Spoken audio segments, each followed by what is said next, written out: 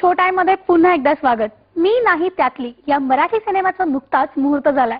सिनेमाचा मुहूर्त झाला तो गाण्यांच्या रेकॉर्डिंगनं. एकूण 4 गाणी असलेल्या या सिनेमातलं टायटल सॉन्ग गायलंय जान्हवी प्रभू अरोरानं. बॉलिवूडचा आघाडीचा गायक शान या सिनेमात मराठी गाणं गातोय. सिनेमाला संगीत दिलंय सलील अमृतेनं. तर प्रसाद तारकरची निर्मिती असलेल्या या सिनेमात मीनल घोरपडे मध्यवर्ती भूमिकेत आहे.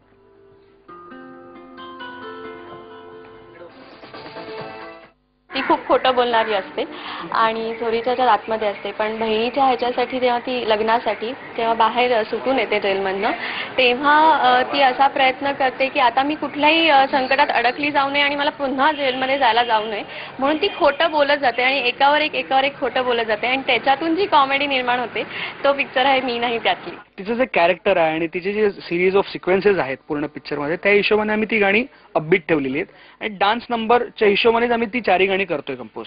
आज ती 2 गाणी आम्ही रेकॉर्ड करतोय. एक टायटल आहे ही नाही त्यातली, ते जान्हवी अरोरानी गायलंय, खूप छान गायलंय. एक आहे ते शान गातोय. स्पेशली मला सांगायचं हेच आहे की शान मराठीत गातोय आमच्यासाठी and he is being very cooperative regarding this things. यानंतर शानने सुद्धा या सिनेमासाठी आपण गाणं गायला पण पाहिलं, कारण हिंदीतले अनेक आघाडीचे गायक मराठी सिनेमांमध्ये गाणी गात असताना शान सुद्धा मी नाही त्यातली या मराठी सिनेमात गाणं गातोय.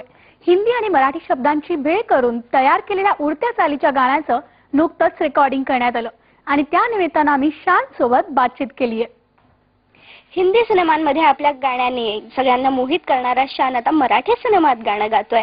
कोणता सिनेमा आहे आणि सिनेमातली गाणी काय आहेत ती जाणून घेऊया. शान, कोणता सिनेमा आहे? आधी सिनेमाचं नाव सांगशील?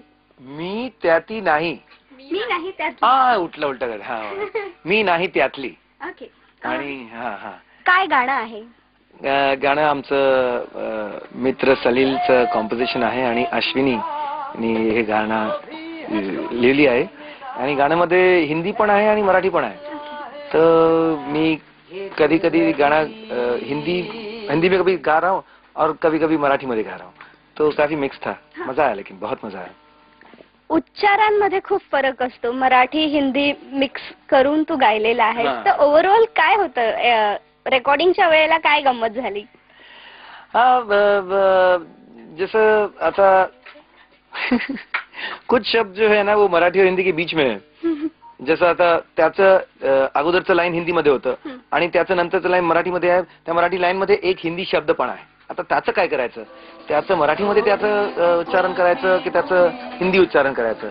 तो मी अश्विनीला म्हणाला की असं काय करायचं. तर ती म्हणाली जो शब्द हिंदी आहे ते कधीही केव्हाही आहे उसको हिंदी में ही बोलो और मराठी जब कभी बीच में आ सकता है उसको मराठी मध्ये बोलना है. तो हे काहीतरी गेम खेळत होतं. असं कसं करायचं त्याचं. थोडी सी उलझी हुई, थोडी सी सुलझी हुई, रस्ता शोधे नवा ये जिंदगी, रस्ता शोधे नवा ये जिंदगी. व्हिडिओ जर्नलिस्ट उमेश सह माधुरी निकुंभ, IBN लोकमत, मुंबई.